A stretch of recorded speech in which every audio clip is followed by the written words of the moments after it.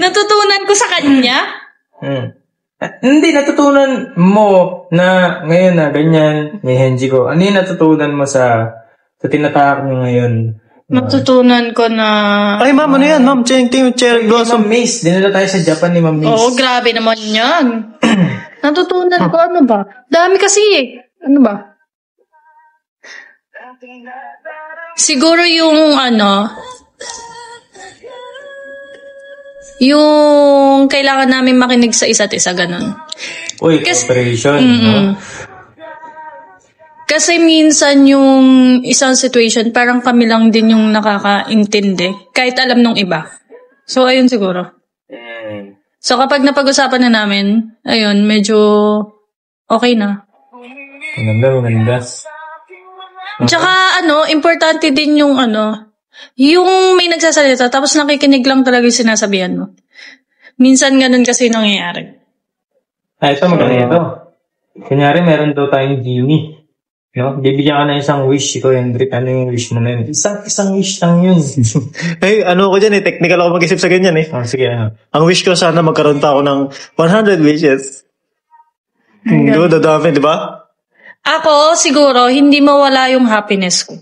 Ay, Gusto ko palagi akong masaya. Yun lang. Pero boring yung buhay pag masaya ka lang lagi. Yun yung wish ko eh. Tayo malupit mo. Ano? Hindi alam ng tao to. Ano? Sobrang aral lang ng sagot ko na to. Ano? Word peace. Wow. Ba't ka tumawa? Ilan ka tao yung sagot word peace? Diba? Joke nga yun. Lahat siya ng word peace. Okay. Shout out 3.6. Ano next natin itatanong? Okay, comedy basket number? Wala na sa ako. Yung mga pag-leg. Parang may sakit. Ako nga din eh. Okay, nagbabasa lang ako dito.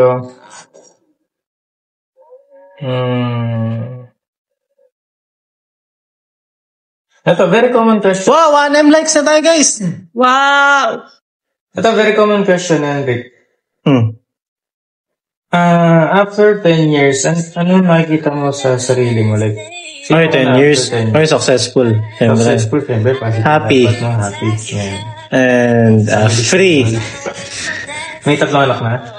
10 years? Ayo. Oo. Yung taon na ako nun. 34. How about you? Ako, may family na, may own business na, Uy, ganda. and successful na. Guys, nasisiyan ako with... Ngayon ako na. Amen. Break muna, guys!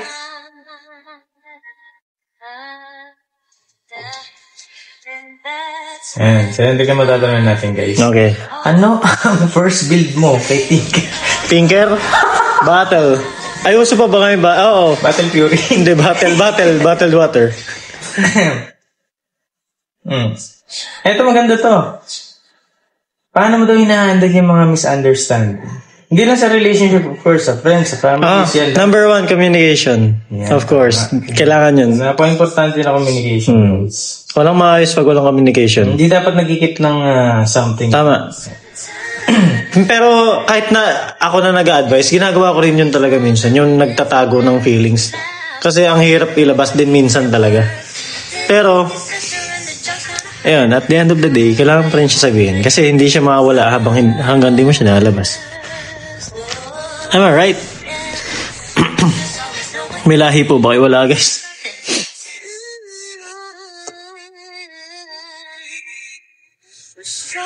One to 10?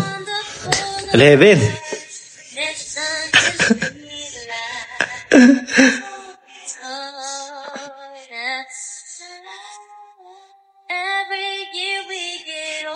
Paano umamin sa crush? Ang pinakamadaling way, paramdam mo muna sa kanya na may care ka. At sure ako na ma-realize niya rin yun. Mas masarap umamin tapos ang sagot niya, alam ko, di ba? Mas masarap yun pag umamin ka na. Pero ako naman, tatanungin mo ako. Paano umamin sa crush? Hindi, mahal ko or mahal ako. Hindi ko sila mahal. Hindi ko, paano umamin? Okay. Gets. Okay.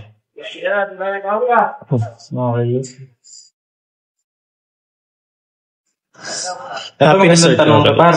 Magandang tanong to. Kailan ka magpapagupit? Bukas. Bukas na. Ano ba siya naman? Ito, may maganda question eh. How do you know when you're falling in love for someone? Parang nasagot na kanina yun eh. Parang, paano nga siya nagiging love? Ganun din yun. Pero parang yung mga ano ba, yung mga signs naman, bago ka matulog, iniisip mo siya. Hindi ka na mapakalipat. Malala ng sign, napapaginipan mo na siya. Oo. Parang medyo ano pa, sakto-sakto yung hinahanap mo siya. Ba't ba nag-a-advise na ako ng ganito? So, na-in-love na ako kay Justin kasi napanaginipan ko siya. Ako, ang dalas ko kasi mapaginip. Ngayon, kasi na-mentor. Nanonood may tanong ako. Kailan ko papatato yung pangalan ni Justin?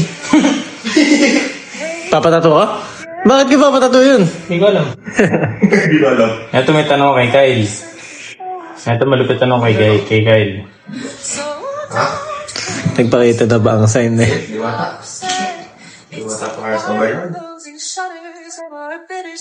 Ano ang sign of the scores? Okay. Paano mo mahalata if may crush siya sa'yo? Naiilang siya sa'yo. Number 1, pag naiilang siya sa'yo. Yung BR. Para lang dila.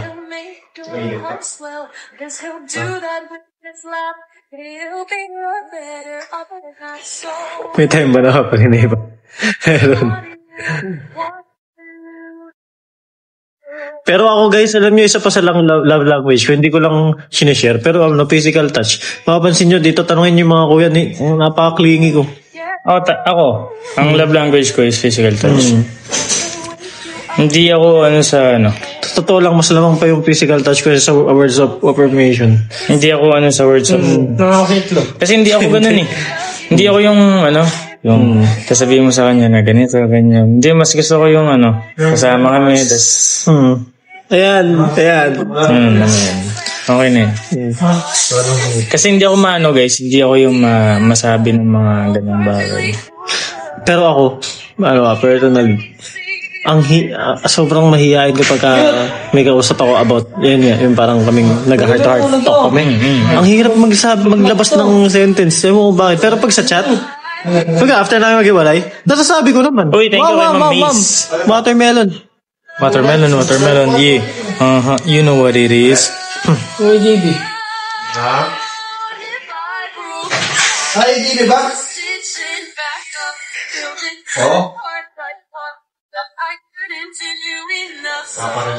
Si Ate Fuji ko po ay nasa CR.